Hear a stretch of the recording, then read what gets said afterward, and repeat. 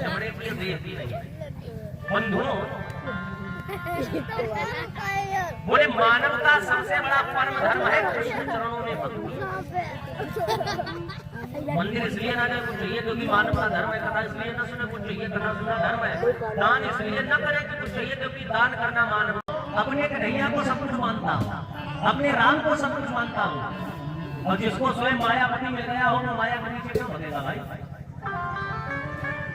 मायापति माया है लक्ष्मी, उनके पति है नारायण, और जो जिसके घर में बेटिया हो एटीएम मशीनें लगी हो निरंतर क्यों भटके, क्यों पूरे दान करने पड़े? दो चार दान। और आजकल लोग क्या करते हैं पता है, माया के पीछे पड़े, मायापति भूले बैठे, फिर कहते पंडित जी पता नहीं धन नहीं मिलता। देखो एक बात सुनो, अगर पेड़ की जड़ मजबूत होगी, पेड़ तुम्हारे घर में होगा तो फल भी मिलेंगे, फूल भी मिलेंगे, लकड़ी भी मिलेंगे, पत्ते भी मिलेंगे। अब पेड़ खड़ा हमारे घर में, फल लटक रहो तुम्हारे घर में, तुम सोच रहे हमें खाने को मिल जाए, तो कहां मिल जाएगा? पहले भगवान नारायण को पकड़ो और तुम प्रभु की पत्नी के पीछे पड़े, लक्ष्मिया लक्ष्मिया लक्ष्मिया, और जाके पति को भूले बैठे। अब बिना पति की आज्ञा की पत्नी की क्षमता है चली जाए? बोलो नहीं जाएगी ना, उड़न होगी, चली भी जाएगी। हाँ, अगर सही में पत्नी है, पतिव्रता है, पूरा क्या करेंगे हम? लेकिन वहां पर काम कहां से प्रकट होगा भैया? जहां राम तहां काम नहीं। जिस हृदय में राम जी विराजमान हो, कृष्ण जी विराजमान हो, वहां पर काम कभी प्रवेश नहीं कर सकता। जहां काम तहां राम नहीं। राम जी हमारे बड़े मर्यादित है, जहां पर राम जी होंगे वहां काम आ नहीं सकता। जहां काम है राम जी जा तो सकते हैं, लेकिन कहते नहीं, मेरा ये उसूल नहीं है किसी गरीब को सताना, किसी के घर को बने बनाए को उजाड़ना। एक से एक सुंदरी आ रही, कोई प्रभाव नहीं, कोई प्रताप नहीं। जनक जी ने इशारा कर दिया कि सुखदेव जी ने दूसरी वस्तु पर भी विजय प्राप्त कर ली, काम का भी कोई प्रभाव नहीं है, इशारा कर दिया। अब बारी आई तीसरे की, लोभ की। कुबेर भंडारी को आदेश किया, बोले इस कमरे में जरा सोना चांदी रुपए पैसे हीरे मोती जवाहरात सब भर दो। सुखदेव जी को कर दिया, बोले इसमें अंदर जाओ, जो जी करे सुखा लो। सुखदेव का, भाइयों का, बुजुर्गों का, सभी वर्ग के लोगों का बड़ा स्नेह है। अगर मेरा 12 बजे रात्रि ग्रेजुएट से 12 बजे चिट्ठियां कई बार आगे तीसरी बताया, एक और होने थी लेकिन प्रमुख इच्छा नहीं थी। हाँ, क्योंकि जब तक भगवान की कृपा नहीं होगी, इनकी इच्छा नहीं होगी, तब तक कुछ नहीं होता। इनका आदेश होगा तो हमारे मन में चला, उनकी इच्छा नहीं, ये समझे कि इन व्यास जी के लायक व्यक्ति नहीं है, तो इतनी घृणता पर करने कि आपको हमसे दूर कर, हम नहीं करते ना, मना करते, हम तो बस यही भगवान से कहते हैं क्या, जहाँ ले चलोगे वहीं मैं चलूं।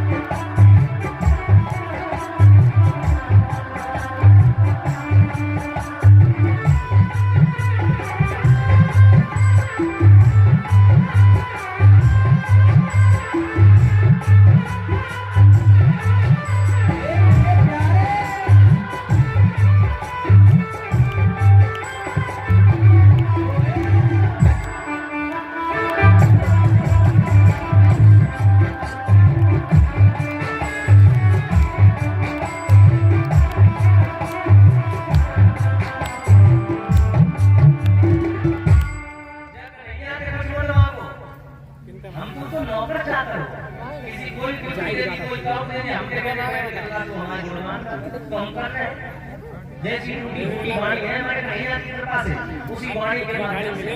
लेकिन इस धारा की, इस स्थान की कहते हैं कहाँ लगे लोगों का नाम बना है, इस गांव की, यहाँ के भक्तों की कहाँ तक बढ़ाई करूँ, कहाँ तक गुणगान करूँ, क्योंकि मेरी क्षमता भी नहीं कि आप लोगों की बढ़ाई करूँ। आप लोग इसी प्रकार से अपना स्नेह प्रेम देते रहे। आज महाराज जब कह दिया कि ब्रह्म बंधुर हंतव्या आत्माई बधर्म, ब्राह्मण का सबसे बड़ा वध होता अपमान, और इसमें बच्चों की हत्या की। आप इसको जो है लज्जित कर दो, अपमान। अपमान मतलब इसके मस्तिष्क को चीर कर तेज रूपी मणि को निकाल दो, इसकी खोपड़ी पे चौराहा बनाओ, और वो गोविंद भगवान की बहुत आशीर्वाद, बहुत धन्यवाद आप सभी का। ये भैया अब क्या किया, ये ज्यादा तेज चलते हैं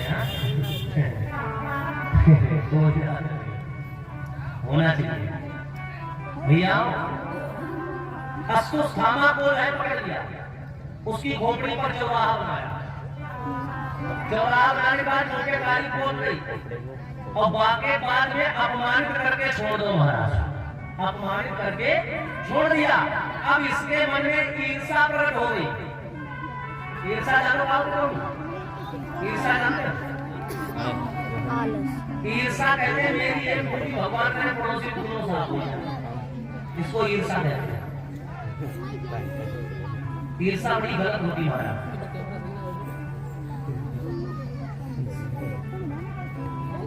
महाराज अब इसके मन में ईर्षा हो गई, ये कह रहा कि पांडवों ने मुझे जिंदा छोड़कर बहुत बड़ी गलती कर दी, अब मैं पांडव वंश को निर्वंश करके ही मानूंगा। इसके मन में चल पड़ा, ये वहां पर आश्रम पर बैठा, आश्रम पर बैठे बैठे इसने उसी ब्रह्मास्त्र का आह्वान किया, भगवान ने आदेश कर दिया सुदर्शन को छोड़ो। इसने किया, किसके ऊपर प्रहार करना चाहा, ब्रह्मास्त्र को आज्ञा दी, जो द्वारिका के चक्कर लगा रहा। बोले वीर अभिमन्यु की पत्नी उत्तरा, जो वीर अभिमन्यु चक्रव्यूह की रचना में मारे गए, 5 से 7 मिनट शांति का सहयोग। चक्रव्यूह की रचना में मारे गए तो उस समय उत्तरा दधी को गर्भवती थी। इसने क्या किया महाराज, उसी ब्रह्मास्त्र को छोड़ दिया। उत्तरा ने जैसे ब्रह्मास्त्र को आते हुए देखा, एकदम चिल्लाई भैया कन्हैया, दौड़ पड़ी, और जब तक भागी तब तक जो वो ब्रह्मास्त्र था उत्तरा के गर्भ में प्रवेश कर गया। बोलिए भक्षण भक्षण भगवान की। उत्तरा के गर्भ में प्रवेश कर गया महाराज, गर्भ को खंडित कर दिया। उत्तरा दौड़ी दौड़ी गई, भगवान के चरणों में गिर पड़ी और बोली कन्हैया रक्षा करो, रक्षा करो। काहे की रक्षा? आज महाराज उत्तरा बड़ी दुखी हो रही, घूट घूट के रो रही है, और कह रही गोविंद गोपाल पाहि पाहि महायोगिन देव देव जगत्पते, नान्यं तदभयं पश्ये यत्र मृत्यो परस्परम। पाहि पाहि महायोगिन कन्हैया, मेरे तुझसे कभी कुछ नहीं मांगा। देव देव जगत्पते, जगत के स्वामी, मैं इसलिए नहीं कह रहा कि मेरी रक्षा करो, यत्र मृत्यु परस्परम, मेरी मृत्यु होने में कोई आपत्ति नहीं है, लेकिन पांडव वंश को निर्वंश होने से बचा लिया। भगवान समझे को सब जाप गया, उत्तरा से का चिंता दायक कर गई, नेत्रों को बंद कर अपने, और जैसे उत्तरा ने नेत्रों को बंद किया, फिर महाराज का भगवान का सूक्ष्म रूप लिया और उत्तरा के गर्भ में प्रवेश कर गए। बोलिए गोविंद भगवान की। उत्तरा के गर्भ में प्रवेश कर रहे, एक रूप से बाहर गए और एक रूप से अंदर करके, और मालूम है भगवान चुपचाप खड़े, और अंदर गर्भ में गए तो क्या देखा, ब्रह्मास्त्र ने उस गर्भ को खंडित कर दिया। उस जले हुए पिंड में भगवान ने फिर से प्राणों का योगदान दिया, योगदान प्राण डाले। कुंती भी खड़ी, पांडव भी खड़े, द्रौपदी भी खड़ी, सब उस गर्भ को सुरक्षित करने के बाद उत्तरा से भगवान बाहर खड़े, बोले अब कोई कष्ट तो नहीं, बोले नहीं कन्हैया आपको अच्छा महसूस हो रहा, भगवान बाहर बाहर।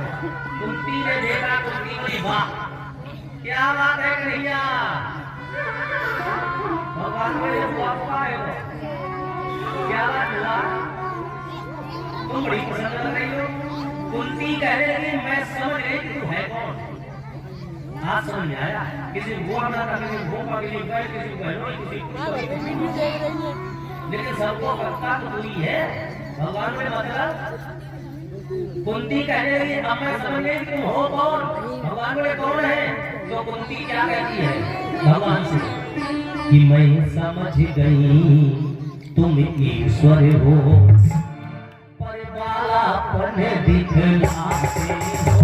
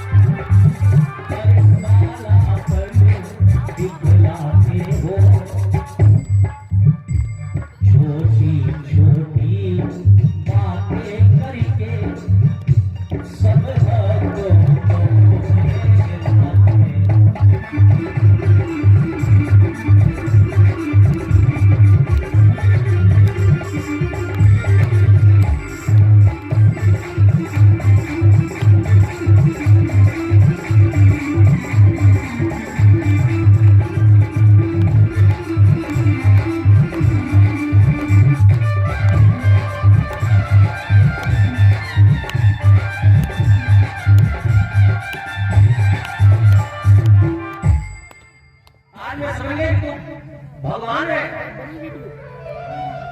भगवान कह रहे तुम्हारी कैसी बात है, मैं आपका भतीजा। कुंती कह रही यही तो तेरी लीला है, यही तो तेरी माया है, किसी कुछ लेकिन आज मैंने अंतर आत्मा से तेरा दीदार कर लिया। तूने मेरी पुत्र वधू के गर्भ की रक्षा की, और आज एक प्रणाम करने से मुझे कोई रोक नहीं सकता। भगवान ने हमें भी यहाँ क्या बनाया। रही बात पांडवों की, धर्मराज राजा बने, कौरव पराजित हो गए, पांडव विजय पा गए, धर्मराज राजा बने, और जो मेरे बीच में सो आ गए तो भाई यहाँ जरूरत नहीं, हम द्वारका चलेंगे, हमारे द्वारकावासी निकले। भगवान ने ठीक रखा कि अगर तुम्हारे जेल चल लो है तो फिर मेरा आदेश है मां क्या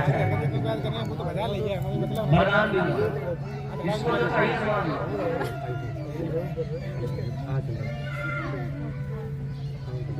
भगवान ने उत्तरा की ओर देखा कि तू सबसे छोटी है ना, मान क्या चाहिए कि तेरा भैया कन्हैया देगा। वो कहने लगी नहीं मुझे कुछ नहीं चाहिए। बोले क्यों, मैं भगवान हूँ मांगो। अरे बोले मांगू क्या, इससे बड़ा वरदान और क्या होगा, पांडव वंश को निर्वंश होने से बचाना, इससे बड़ा वरदान क्या। द्रौपदी का तुम मांगो, द्रौपदी बोली क्या मांगो, मैं देख रही मुझे कुछ नहीं चाहिए, तेरे मेरे बीच में भाई बहन का प्रेम है, वो बना है जीवन पर्यंत। भीम से कहते हैं वो भीम जी बोले कि हमारे अपने भैया जैसा भाई मिले, जैसा सहपाठी मिले, साथी मिले, जिससे हमारा कल्याण होता है। लेकिन एक काम छोड़ दियो, भोजन भट्ट पहले तो मोटे बंद कर दिया, भोजन भट्टे नहीं जा रहा। अब कोई 25-30 रोटी खाता हो, भरी सभा बैठा हो, गलती हो जाती। ऐसे एक गांव में एक लड़का था, वो अपनी ससुराल जा रहा था। कहाँ जा रहा था, ससुराल। अकेला जा रहा था, वो रास्ते में उसका मित्र मिल गया तो बोला भैया कहाँ जा रहे हो। मित्र एकदम डेंट पेंट चश्मा लंबी चोल वाले जूते पहने आराम से बैठा रास्ते। हाँ क्या करे भाई,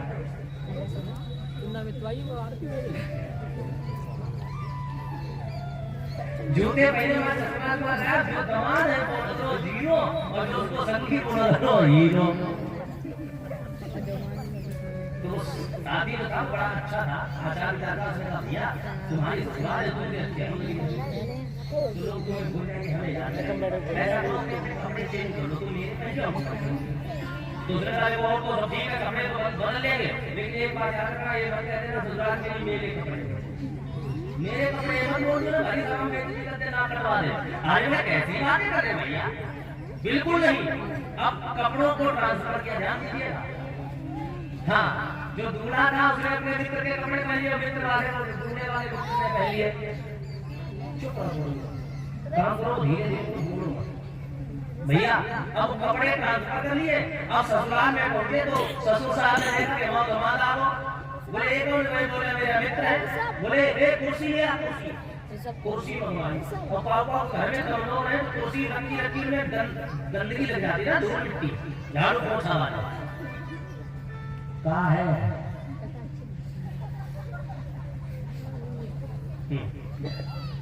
क्या कोई बात नहीं, सुनो। अब गंदगी कुर्सियों लगी, कुर्सी आई जो गंदगी लगी। अब वो जो उसका मित्र था उसने देखा कि हमारी सफेद पैंट है और कुर्सी गंदगी में बैठने वाला है। उसने क्या किया, मित्र को रोक दो, जो रोक दो अपने मित्र को, बोले रुक जा। हम लोग साहब ने क्या कुर्सी पूछ रहा बड़े मन से बोले, चलो हमारी सफेद पैंट भी दसा कर दे। अब कुर्सी पहुंचा तो उसने कहा बेटा तुम क्यों पूछ रहे? अरे बोले क्या होता है, पेंट हमारा है। वो कह रहा धन्य तेरो सत्यानाश हो जाए, जिस चीज के लिए मना किया वही बता दिया। अब इसने कह दिया कि वो जिंदगी की जो पेंट हाँ पहले बोली गोविंद भगवान की। हाँ, तो कभी कभी गड़बड़ हो जाता है। भीम से बोले भोले भट्ट बता, नकुल शरीर से आपको मान लो, बोले हमें कुछ नहीं चाहिए, आपके चरणों की भक्ति मिलती रही। धर्मराज से का तुम मांगो, बोले बस तेरा आशीर्वाद मारे, सबने कुछ न कुछ मांगा। अर्जुन से का तुम मांगो, तो अर्जुन बोले भैया कि अब सौंप दिया इस जीवन का सब भार आपके हाथ।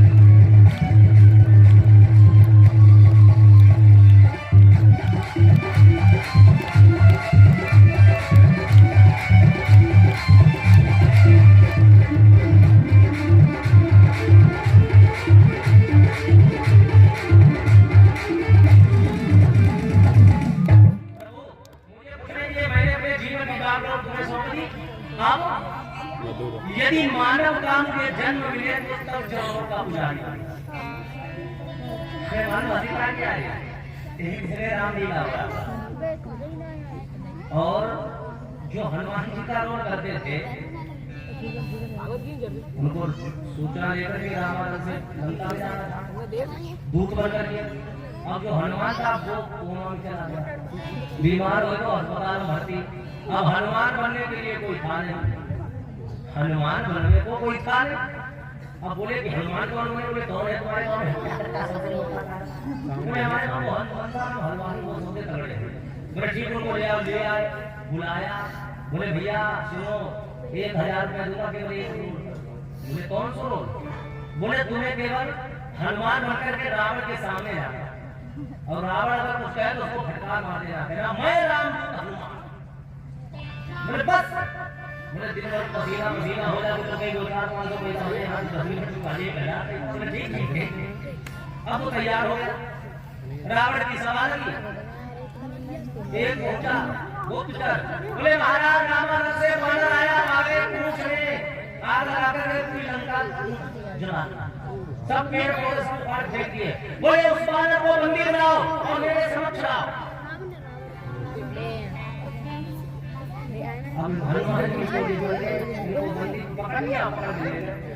रावण बोला एक वानर तेरी हिम्मत कैसे हुई लंका में घुसने की? म्यान से निकाली तलवार। हनुमान जी बोले हनुमान जी बोले बोले क्या? बोले हम हनुमान नहीं है। 1000 रुपए ना भाड़ में जौले सामान ऐसे जगह बोले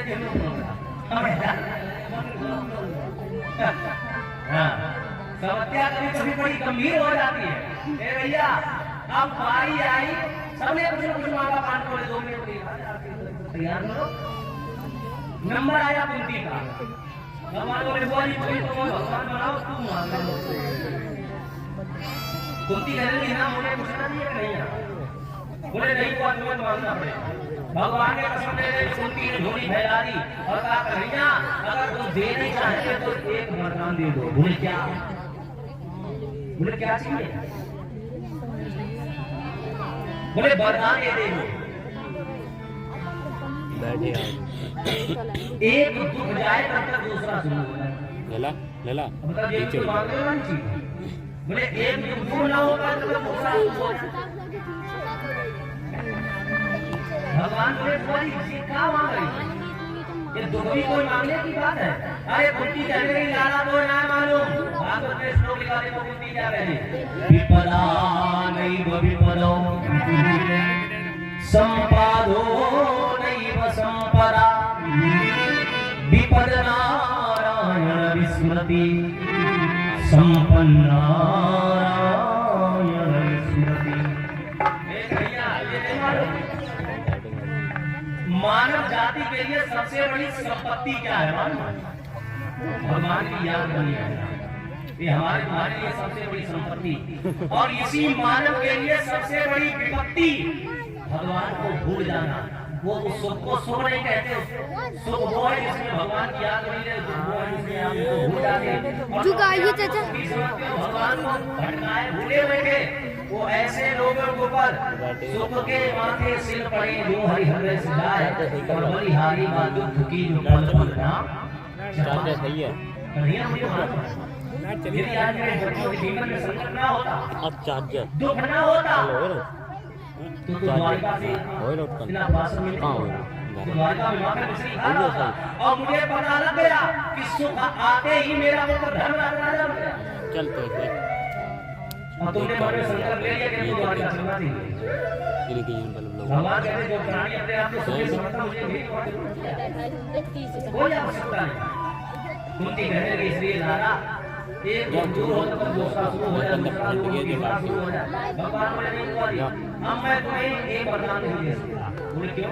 भगवान कहते हैं जब से मैंने सुसमानी महाराज पांडु एक कुंती पत्नी थी एक माद्री महाराज को श्राप लगाकर पत्नी को अगर आपके पास काम वासना को लेकर जाएगी उसकी मृत्यु हो जाएगी। पति का भी कोई सुख नहीं, श्रापित है। कभी वनवास हो, कभी अज्ञातवास हो,